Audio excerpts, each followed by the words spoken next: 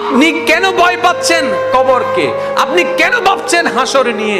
আপনি তো মূসা নবীর উম্মত নন, আপনি তো কামলিওয়ালা নবীর উম্মত। আরে বাঘের বাচ্চার মতো না হাসরের ময়দানে যাবেন।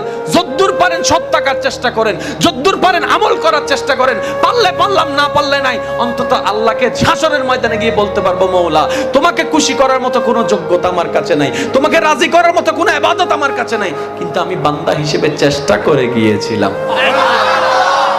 অনেক সময় তো এমনও শোনা যায়, আমার জানাজায় তুই আসবি না, তোর জানাজায় আমি যাব না।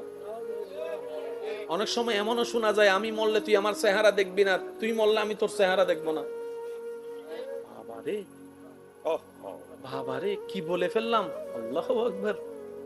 কিন্তু আপনি ভাবলে অবাক হয়ে যাবেন, রব্বে করিমের শান, নবী মুস্তাফার শান, দুই শান মিলে যে কালিমা লা ইলাহা ইল্লাল্লাহ মুহাম্মাদুর রাসূলুল্লাহ, ঠান্ডা মাথায় গবেষণা করেন, 24টা হরফ সেখানে বিদ্যমান আছে। সুবহানাল্লাহ।